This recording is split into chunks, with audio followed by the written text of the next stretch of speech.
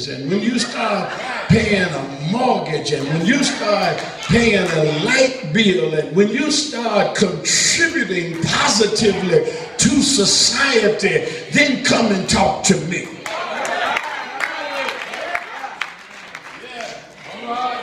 Education is not about knowing everything. It's about knowing that you don't know nothing. I think I said something, but you didn't say amen. I said education ain't about knowing everything.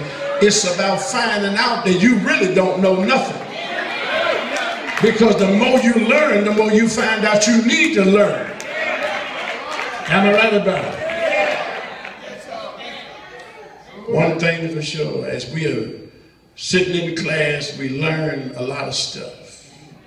But eventually, sooner or later, if you keep on attending the class of life with God as your instructor, sooner or later, listen, I thought I saw an amen down the street. What's the street that we come here on? I thought I saw an amen on 7th Avenue. Will somebody go get it? Sooner or later in God's classroom, there's going to be test time. All right. Now you can lollygag all you want.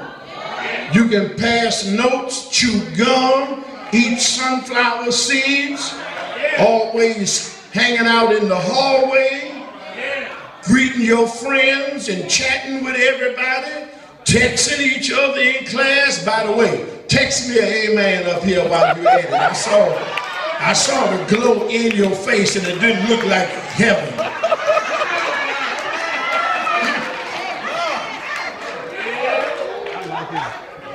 Sooner or later, it's going to be test time.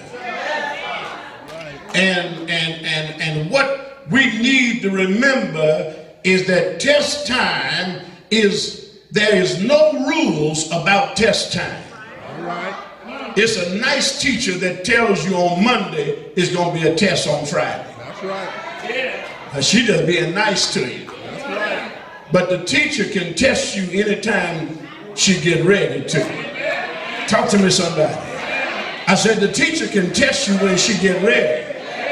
And she does not have to, or he does not have to warn you when there's going to be a test. Matter of fact, she got the right to say, close your books right now, everybody.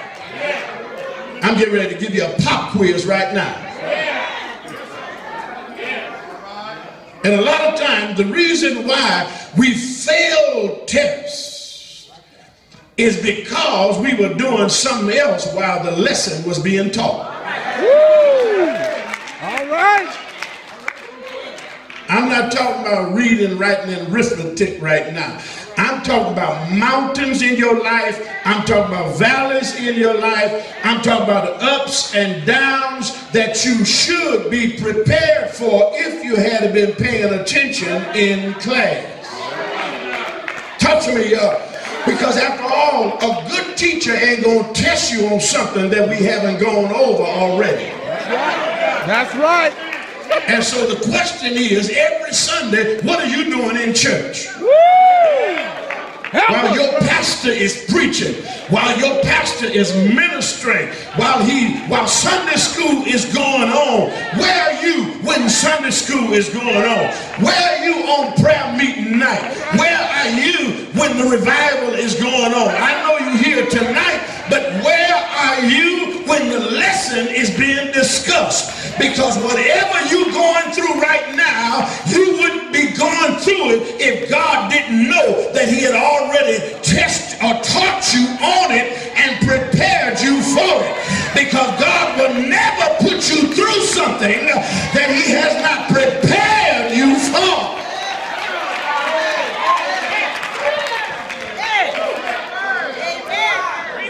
And so the question is, what were you doing while we were talking about this? All right. What were you doing while Dr. Johnson was talking about this? What were you doing while Dr. Henry was talking about this? What were you doing while Pastor Hudson was talking about this? Because we went over this.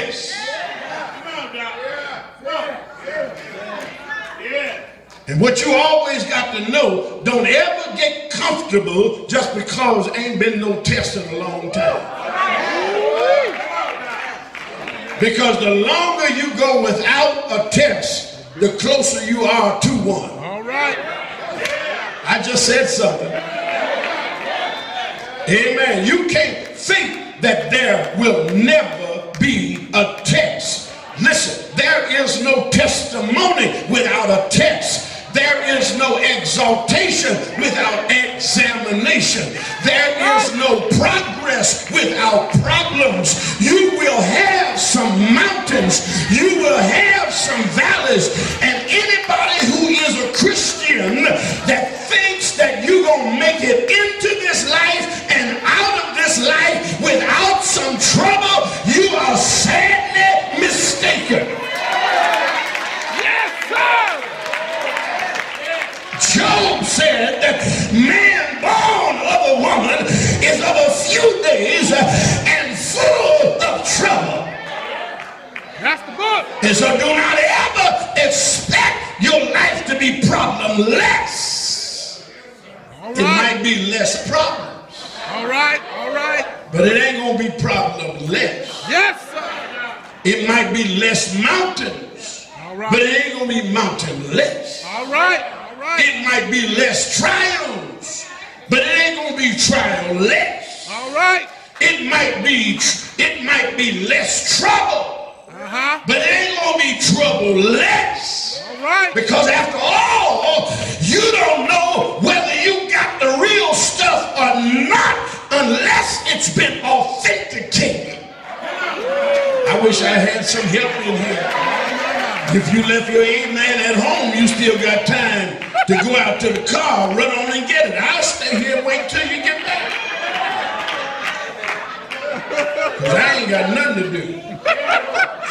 If you left it out in the car, you still got time. The door right there. You just go right out there. We don't mind.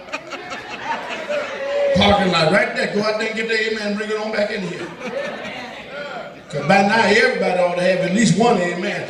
If you got a couple, tell your neighbor, you can borrow one from me.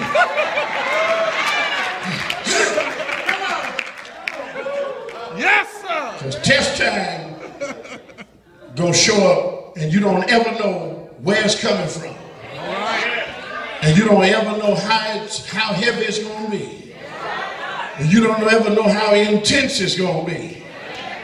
And one of the things that I cannot understand is that we sit up in church, revival after revival, conference after conference, Sunday after Sunday, and we claim we got a strong prayer life, and we claim we got a divine hookup with Jesus himself. And as soon as a little drizzle comes, don't even have to be a storm, I mean a little drizzle, and we sitting up somewhere talking about, Lord, if it wasn't for bad luck, I wouldn't have no luck at all. And you don't realize you don't operate on luck.